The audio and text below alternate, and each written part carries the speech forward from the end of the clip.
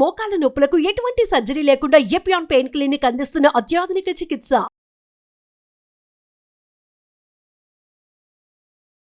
Hello everyone, మీరు చూస్తుంది Suman TV. నేను మీ కీర్తి. క్యాన్సర్, వామ్మో పదం వింటేనే చాలా భయంగా ఉంది. చాలా ప్రామినెంట్ అండ్ చాలా కామన్గా వినిపిస్తున్న డిజీజ్ అయిపోయింది. అండ్ స్పెషల్గా ఈ వీడియోలో మనము అసలు haves and have nots of cancer disease, అంటే చాలా రకాల ఇన్ఫర్మేషన్ మనకి ఇప్పుడు మార్కెట్లో కనిపిస్తూ ఉంది. ఇది తినాలి, ఇది తినకూడదు, ఇదే తినాలి, దీనివల్ల వస్తుంది, దానివల్ల వస్తుందని. ఈ వీడియో ద్వారా మీకు గన్ షాట్ ఆన్సర్ దొరుకుతుంది. బికాస్ నా ఎదురుగుండా కూర్చున్నారు ప్రముఖ ఆంకాలజిస్ట్ డాక్టర్ మోహన్ వంశీ గారు. నమస్తే సార్. నమస్తే అండి. సార్, మన వీడియోస్ కింద కమెంట్ చేశారు సార్ ఒక క్వశ్చన్ అడగమని. ఆ క్వశ్చన్ మిమ్మల్ని అడగాలనుకుంటున్నాను. అంటే అసలు ఈ మధ్య సిమ్టమ్స్ లేకుండా అసలు చాలా వరకు కేసులు ఎక్కడో 100లో ఒకరికి ఇలా అవుతుందమ్మా అనుకునే కేసు ఏ సిమ్టమ్స్ లేకుండా, అసలు ఫర్ ఎగ్జాంపుల్ లివర్ క్యాన్సర్ తీసుకున్నాం అనుకోండి, దానికి పర్టికులర్ సిమ్టమ్స్ లేకపోతే పర్టికులర్ పేషెంట్కి సిగరెటో ఆల్కహాల్ కన్సప్షనో ఎక్కువ ఉంటే అందుకే వచ్చిందయ్యా బాబు నీకు క్యాన్సర్ అని. కానీ ఇవేవీ లేకున్నా కూడా he's ending up cancer. Just ఏదో టెస్ట్ చేసుకుందాం, ఫీవరిష్గా ఉంది, ఎంతో డల్గా ఉంది అనుకుంటే క్యాన్సర్ 4th స్టేజ్ అని చెప్తున్నారు. ఎందుకు ఇలా జరుగుతుంది అని డాక్టర్ గారిని question. Cancer is a silent killer. ఏ రకమైన సిమ్టమ్స్ కలిగించదే క్యాన్సర్. అందువల్ల ఎవరు రారు. నోట్లో పుండు ఉంటుంది, నొప్పి కలిగించదు. పెరుగుతూ ఉంటుంది, నొప్పి కలిగించదు. బ్లడ్ వస్తుంది, నొప్పి కలిగించదు. వైట్ అండ్ రెడ్ ప్యాచెస్ ఉంటాయి, నొప్పి ఉండదు. అందరూ అశ్రద్ధ చేస్తారు. And commonly effects people belonging to poorer sections of the society. హాస్పిటల్లో రావాలంటే వాళ్ళకు ఒక నొప్పి ఏదో ఉంటే తప్ప రారు వాళ్ళు. దాంతో నెగ్లెక్ట్ అయిపోతున్నారు. హెడేక్ వస్తుంది బ్రెయిన్ ట్యూమర్స్లో. హెడేక్ అందరికీ వస్తుంది. నాకు కూడా ఒక రోజు ఎక్కువ పని చేస్తే హెడేక్ వస్తుంది. పేషెంట్స్ ఎక్కువ చికాకు పెడితే హెడేక్ వస్తుంది. ఎక్కువ టైం పని చేసినా ఎవరికైనా హెడేక్ రావచ్చు. విజువల్ డిస్టర్బెన్సెస్ ఉంటే హెడేక్ రావచ్చు. సైనస్ డిస్టర్బెన్స్ ఉంటే హెడేక్ రావచ్చు. అనేక రకాలుగా. But headache is a very common symptom of cancer, especially early morning headache. Early morning కనుక హెడేక్ వచ్చిందంటైతే ఖచ్చితంగా, ఆర్ నిద్ర లేవటమే హెడేక్తో నిద్ర లేచినట్టయితే, దట్టు వర్సనింగ్ హెడేక్ ఉన్నట్టయితే అది క్యాన్సర్ కావచ్చు, బ్రెయిన్ క్యాన్సర్ కావచ్చు. ఇలా అనేక రకాలైన సిమ్టమ్స్ మనం అశ్రద్ధ చేస్తాం. స్టమక్ క్యాన్సర్ ఉందనుకోండి, జస్ట్ పొట్టలో గ్యాస్ ఉన్నట్టు ఉంటుంది. చాలామందికి ఉంటుంది. చాలామంది పేషెంట్ చెప్తారు, నాకు చాలా గ్యాస్ అండి డాక్టర్ గారు, ఈ ఫుడ్ తింటే నాకు గ్యాస్ అండి, ఈ ట్యాబ్లెట్ నేను రోజు గ్యాస్ ట్యాబ్లెట్ వేసుకుంటానని చెప్తారు. అంటే గ్యాస్ ట్యాబ్లెట్ అంటే ప్యాంటోప్రజాలు, రాబిప్రజాలు వేసుకుంటానని చెప్తారు. లేకపోతే ఓల్డెన్ డేస్లో ర్యాంటాక్. ఆ ర్యాంటాక్ వాడుతుంటే క్యాన్సర్ వస్తుందని సైంటిస్టులు ప్రూవ్ చేస్తారు. ర్యాంటాక్ని బ్యాన్ చేస్తారు కూడా. ఈ ప్యాంటోప్రజాలు హ్యాపీ కూడా ఇవి రెగ్యులర్గా అందరూ నేను వాడుతున్నానని చాలా గొప్పగా చెప్తారు. ఈ గ్యాస్ బిళ్ళ తినందే నాకు అసలు కడుపంతా ఉబ్బరం అయిపోద్దండి, నా రోజంతా బ్యాడ్గా ఉంటుంది. అవి వేసుకుంటే హార్ట్ అటాక్ వస్తాయని ఇప్పుడు సైంటిస్టులు చెప్తున్నారు. సో కడుపులో మంట రావటం, పొద్దున స్పైసీ ఇడ్లీ తిన్నాను, మసాలా దోశ తిన్నాను, దానివల్ల అనుకుంటారు తప్ప ఆ కడుపులో మంట స్టమక్లో ఉన్న క్యాన్సరస్ అల్సర్ వలన అని ఎవరు ఊహించారు కదా. అవును సార్. ఆనందం ఏంటంటే కొంచెం మింగుడు పడకపోవటం, మానని దగ్గు. స్మోకర్స్లో మానని దగ్గు ప్రతి సంవత్సరం ఉంటానే ఉంటుంది. లాస్ట్ ఇయర్ ఇలానే ఉంటుంది. డాక్టర్ దగ్గరికి వెళ్ళాను, స్కాన్ కూడా చేశారు, ఏమీ లేదన్నారు. ఇప్పుడు కూడా అది అయి ఉంటుంది. స్మోకర్స్ కాఫ్ అనుకుంటారే తప్ప లాస్ట్ ఇయర్ క్యాన్సర్ కాకపోవచ్చు, ఇప్పుడు క్యాన్సర్ అని వాళ్ళు అనుకోరు కదండి. సో ఇవన్నీ కూడాను వార్నింగ్ సిగ్నల్స్. లూజ్ మోషన్స్ అవుతాయి, ఆల్టర్నేట్స్ మోషన్స్ అండ్ కాన్స్టిపేషన్. మొన్న బావర్చీలో తిన్నాను అందుకే అయ్యింది, మన పెళ్ళికి వెళ్ళాను అక్కడ తిన్నాను అందుకే అయింది అనుకుంటారే తప్ప లోపల క్యాన్సర్ ఉందని అనుకోరు కదా. మోషన్లో బ్లడ్ పడుతుంది, very important warning signal of cancer. నేను కూడా ఈ సిమ్టమ్స్ చెప్పాక ఆయన రాశారు. ఇవన్నీ రోజు చూస్తూనే ఉంటాం కదా, మరి క్యాన్సర్ని ఎలా డిఫరెన్షియేట్ చేస్తాం? సిమ్టమ్స్ పర్సిస్ట్ అవుతున్నట్టయితే మినిమం సార్, అంటే అలా అని కాదు, కంటిన్యూస్గా బ్లడ్ వస్తుంది, ప్రతిరోజు వస్తుంది బ్లడ్, లూజ్ మోషన్స్ అవుతున్నాయి.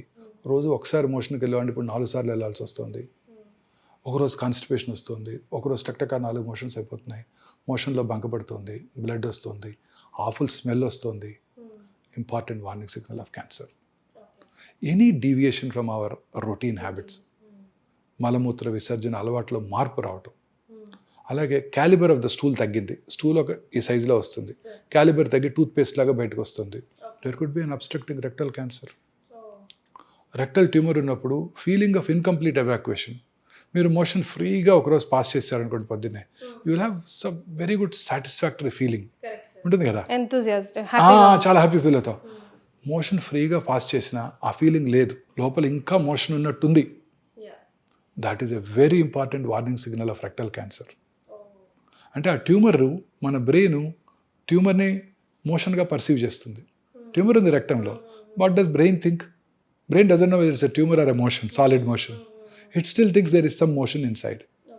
ఆ ఖాళీ అనే ఫీలింగ్ బ్రెయిన్కి రాదు. అలాగే feeling of foreign body sensation in the throat, ఏదో ఫారిన్ బాడీ ఉంది మింగాము ఇంకా కూడా అట్లే ఉంది. That is a very important warning signal of hypopharyngeal cancer. Okay. Voice disturbances, బొంగురు పోవటం, స్మోకరు బొంగురు పోయింది, కోల్డ్ వచ్చింది బొంగురు పోయింది. మొన్నే ఒక ఇంజనీరింగ్ కాలేజ్ ప్రొఫెసర్ చూశాను, ఇలా హోర్స్నెస్ వచ్చింది, టీచర్ ఆయన ప్రొఫెసర్ గారు హోర్స్నెస్ రాగానే ఈఎన్టీ సర్జన్ దగ్గరికి వెళ్ళారు. ఈఎన్టీ సర్జన్ గారు పరీక్ష చేసి యాంటీబయాటిక్స్ ఇచ్చారు, కొంచెం రిలీఫ్ ఉండింది, ఈ వాజ్ హ్యాపీ. మళ్ళీ 1 వీక్ తర్వాత మళ్ళీ అలానే వచ్చింది. మళ్ళీ డాక్టర్ దగ్గరికి ఎందుకు వెళ్ళాలి, ఆయన వేసుకున్నాడు అదే మందులు. అట్లా 4 మళ్ళీ ఈసారి మళ్ళీ ఇంకా ఉండింది. ఈ డాక్టర్ గారి మెడిసిన్ మనకు పడలేదని ఇంకో డాక్టర్ దగ్గరికి వెళ్ళారు. ఆ డాక్టర్ గారు ఏం చేస్తారు, మళ్ళీ ఫస్ట్ కదా ఆయనకి, మళ్ళీ ఆయన ఇంకో యాంటీబయాటిక్ పెట్టారు. అలా ఒక 4 వారాలు 5 వారాలు డిలే అయిపోయింది.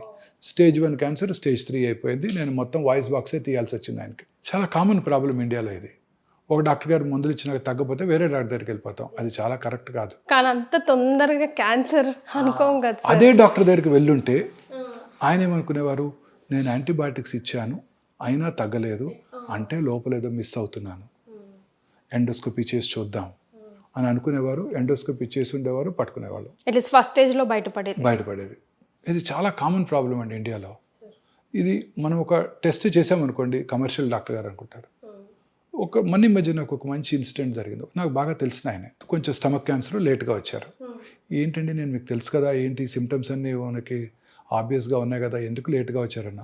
I was very unhappy and I was very angry. లేదండి నేను గ్యాస్ట్రోఎంట్రాలజిస్ట్ని విజిట్ చేస్తూనే ఉన్నాను, వాళ్ళు పట్టుకోలేదన్నాడు. చూశాను ఆ గ్యాస్ట్రోఎంట్రాలజిస్ట్ ఎవరంటే నా క్లోజ్ ఫ్రెండ్. సరే వెళ్ళిపోయినాక ఆయన ఫోన్ చేశాను, బ్రదర్ ఇలా నేను తిట్టుకుంటున్నాడు ఇప్పుడు అని. Immediately he told me, good nothing to worry. ఏమన్నాను, నేను ఓపీకి వచ్చేసరికి 20 మంది ఉంటారు, ప్రతివాడు ఒకటే కంప్లైంట్, గ్యాసు కడుపులో మంట. వచ్చిన ప్రతి వారికి నేను ఎండోస్కోపీ చేశానంటే డాక్టర్ గారు పక్కా కమర్షియల్ గొట్టం వేసి 3,000 తీసుకున్నారంటాడు. సో ఫస్ట్ మెడిసిన్స్ రాస్తాను, తగ్గలేదు, రెండోసారి వస్తారు, మార్చి రాస్తాను, ఇంకా తగ్గలేదంటే అప్పుడు ఎండోస్కోపీ వేస్తాను. మనకి ఎంత అనుమానంగా ఉన్న ఒక టెస్ట్ రాయాలంటే భయంగా ఉంటుంది. ఈ trust between doctor and patients has gone. Why is that happening sir now it is? కానీ చాలా చోట్ల కూడా ఇది ఒక నిజంగా please accept sir. See madam, there are black sheep everywhere. పాలిటీషియన్స్లో కానీ, డాక్టర్స్లో కానీ, లాయర్స్లో కానివ్వండి, జర్నలిస్ట్లో కానివ్వండి. So health is something which you can't afford to mistake. ఒక్క టెస్ట్ ఎక్స్ట్రా రాయాలంటే భయంగా ఉంటుంది, చాలాసేపు కన్విన్స్ చేసి రాయాల్సి వస్తుంది, ఎంతో కన్విన్స్ చేసి రాయాల్సి వస్తుంది. అంటే పేషెంట్స్ దగ్గర కూడా ఇన్సూరెన్స్ లేదు, ఓన్గా పే చేసుకోవాలి, medical cost are going up very high. All these machines అండి what we import cost us in millions. The Petamar what we brought for the first time, it costed us $4 million, 32 crores. On top of it, 38% customs tax కట్టాలి గవర్నమెంట్కి ఇక్కడికి రావాలంటే, ఆ machine ఇండియాకి రావాలంటే. They are prohibitively expensive. మీరంతా కూడా పిల్లలంతా కూడా మీరు 50 to 1 crore ఇన్సూర్ చేసుకోవాలి. రాబోయే మెడిసిన్స్ అంతా కూడా ఇదే కాస్ట్లీ ఉండిపోతున్నాయండి. అంకాలజీలో కాదు, మిగతా వాటిలో కూడా అన్నీ కూడా మోనోక్లోనల్ యాంటీబాడీస్ వచ్చేస్తున్నాయి, టార్గెటెడ్ థెరపీస్ వస్తున్నాయి.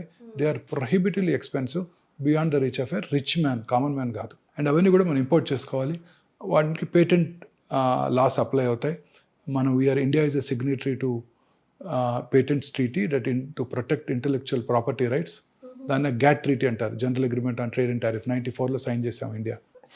సో అందువల్ల ఆ మాలిక్యూల్స్ని మనం తయారు చేయకూడదు. సో ఫస్ట్ 10-15 years వాళ్ళు ఎంతకి వాళ్ళు ఇస్తే అంత కొనుక్కోవడమే మనం. సో అందువలన ఈ హెల్త్ కేర్ కాస్ట్ బాగా పెరిగిపోతున్నాయి అన్నమాట. సో అలాగే క్యాన్సర్లో కూడా ఇంకా అనేక రకాలైన మనకి ప్రివెంటివ్ మెజర్స్ ఉన్నాయండి క్యాన్సర్లో. లైఫ్ స్టైల్ ఫ్యాక్టర్సే కాకుండా ఇంకా చాలా ఉన్నాయండి. ఫర్ ఎగ్జాంపుల్ అందులో ముఖ్యమైనది జెనెటిక్ ఫ్యాక్టర్స్. యాంజెలినా జోలీ పేరు విన్నారు కదా, మిస్ యాంజెలినా జోలీ. 2011లోనే అంటే 13 years బ్యాక్ వారు 2 బ్రెస్ట్లు 2 ovaries తీయించేసుకున్నారు. She was positive for BRCA1 BRCA2 mutations, gene mutations positive ఉండబట్టి. ఏ ఏజ్లో చేసుకోవాలి సార్ అట్లా టెస్ట్లు మనం? అదే దానికి డెఫినెటివ్ ఇండికేషన్స్ ఉన్నాయి. Hereditary breast ovarian cancer syndrome, ఆ 2 పాజిటివ్ ఉంటే 100% బ్రెస్ట్ క్యాన్సర్ వస్తుంది, 90% ఓవేరియన్ క్యాన్సర్ వస్తుంది. సో ముందే తీయించేసుకున్నారు. దట్స్ బెటర్ అంటారా sir? Suggestible. That is called risk reduction surgeries. So చాలామంది స్త్రీల్లో ఎర్లీ ఏజ్లో బ్రెస్ట్ క్యాన్సర్ వచ్చినప్పుడు, ఓవేరియన్ క్యాన్సర్ వచ్చినప్పుడు వాళ్ళు జెనెటిక్ టెస్టింగ్ ఇండియాలో ఇప్పుడు అవైలబుల్గా ఉంది. ఒకప్పుడు 3.5 లక్షలు ఉండేది, ఇప్పుడు 7-8 వేలకు చేసేస్తున్నారు. చేయించుకోవడం ద్వారా ఆ క్యాన్సర్ రావటాన్ని ఈ జన్యుపరమైన మ్యూటేషన్ ఈ స్త్రీలో ఉందా లేదా తెలిసిపోతుంది. తద్వారా మనం రిస్క్ రిడక్షన్ సర్జరీ చేసుకోవడం ద్వారా క్యాన్సర్ రాకుండా చేసుకోవచ్చు.